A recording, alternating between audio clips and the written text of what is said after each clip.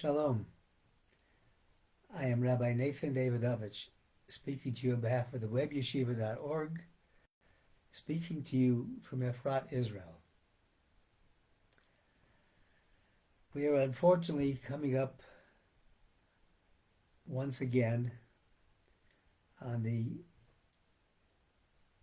National Day of Mourning of the Jewish people, Tisha B'av, the day in which we lost both of our holy temples in Jerusalem, our Beis Hamikdash.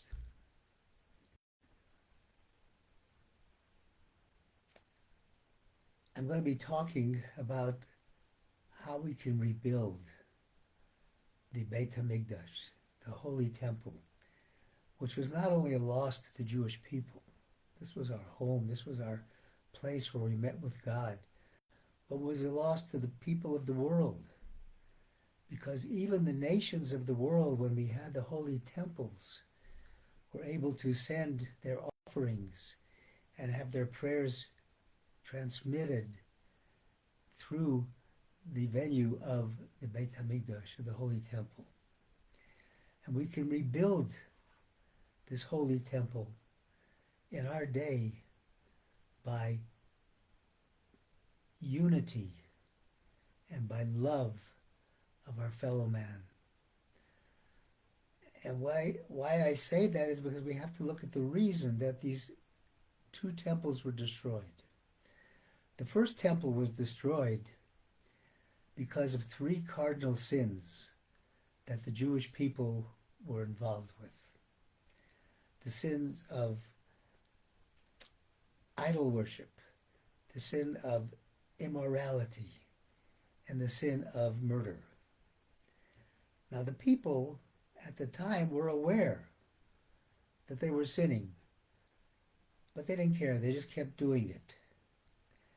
And it's interesting that the first destruction and the exile from Jerusalem lasted and was told it would only last for 70 years. And it was told that because the people understood that they had done something wrong and they would be able to do tshuva, to repent for it. The second Beis Hamikdash was not caused, the second temple was not destroyed by any of those things, but was destroyed by what we call sinat chinam. Sinat chinam is hating somebody with no reason, baseless hatred. Sinat chinam was something that was commonly done with the people, even though the people in the second temple were studying Torah, they were observing the commandments, but they weren't observing the commandment of loving your fellow man, loving your fellow Jew, instead hating them. And we have an interesting juxtaposition of sentences in the Torah about criticizing somebody. You see somebody doing something wrong, it says, "Hocheach tocheach es amisecha." You should certainly give somebody constructive criticism. But that sentence is juxtaposed with two others. Lo sisnes avicha bilvavecha. Don't hate your brother in your heart. And then at third is v'havta l'recha kamocha. You have to have those two things present before you can criticize anybody. And the problem with the second Beis Hamikdash is they had sinas chinam. Sinas chinam was something that everybody did. You know, I'm jealous of somebody. I really hate that he's doing this. They had a lack of their love for the fellow man. The Chofetz Chaim says that sinas chinam, translated as lashon hora. What is lashon hora? Lashon hora is speaking about somebody else. And you know, we say things about people, whether they're true or not. We say that because we want to denigrate that person. We want to make that person appear less worthy. You look around today, the lashon hora that is happening, the hatred that is happening, it's hard to imagine. But this was happening during the second Beis Hamikdash. In the second Beis Hamikdash, we weren't told of a time when this exile would end, because the people didn't realize that what they were doing was so significant. They thought, so what? I don't like somebody. I hate somebody in my heart. Big deal. It's in my heart. Nobody knows. God knows. God knows everything that we do. And because of that, because we didn't realize the severity of what we were doing, we were forced to have this exile now for all of these 2,000 years since the Beis Hamikdash was destroyed. Nearly 2,000 years. This is an interesting concept of ahavas chinam, free love, loving somebody for no reason, is what the Torah asks us to do. And we are told, in fact, tomorrow is the yurtzeit of the Arizal.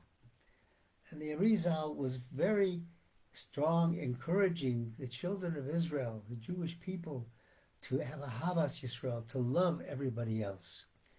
And many people, in the beginning of their prayer service in the morning, the beginning of their davening, start with the reciting the commandment of Yohavta L'Reacha Kamocha. I must love my fellow human being as myself.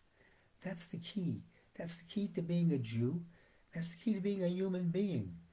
When we pray to God, we're praying on behalf of everybody else. And that means not saying Lashon Hara about people, not hating people for no reason, not involving yourself in machlokas and useless fights. The reason people fight is because I've got to prove my point. I'm better than you. No, ahavas Yisrael, the love of your fellow Jew, ahavta l'reacha kamocha, that supersedes all of that. And the question is, how can one of us, I mean, here the Beis Hamikdash is destroyed, what can we as an individual person do?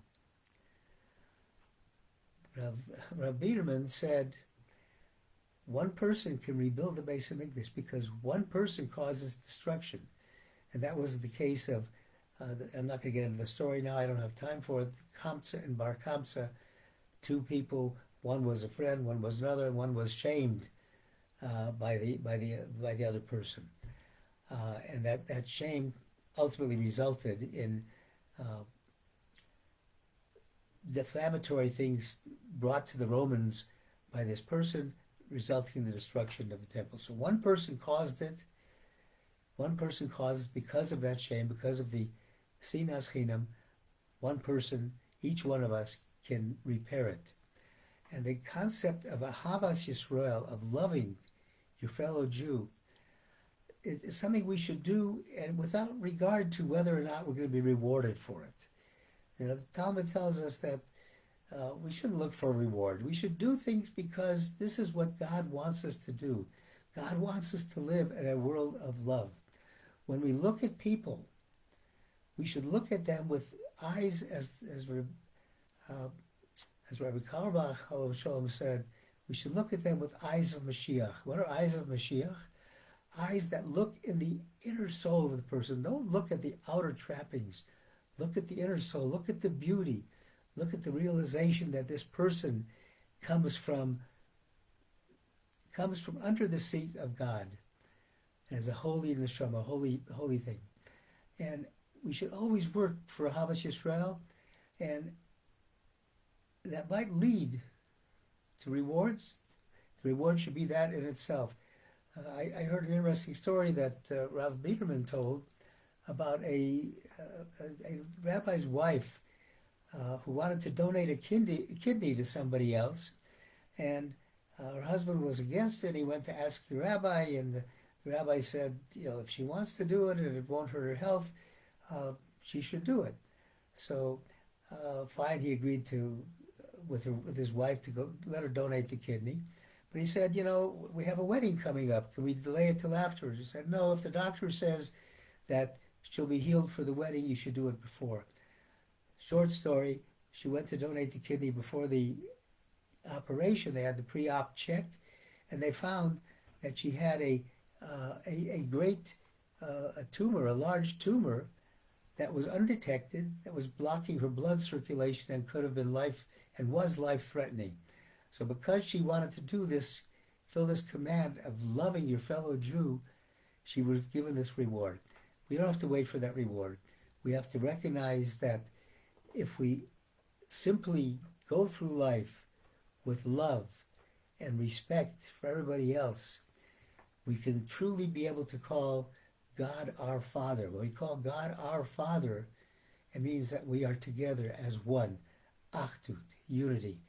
That is the building block to rebuild the Beis Hamikdash. I hope that we don't even get to this Tuesday, that the Mashiach comes before and ends all of this exile that we've had and the temple is rebuilt. But if not, I wish everybody to have a meaningful fast day, understand the concept and what we can do to repair it. Thank you for listening on behalf of the webyeshiva.org. I wish everybody a wonderful Shabbat.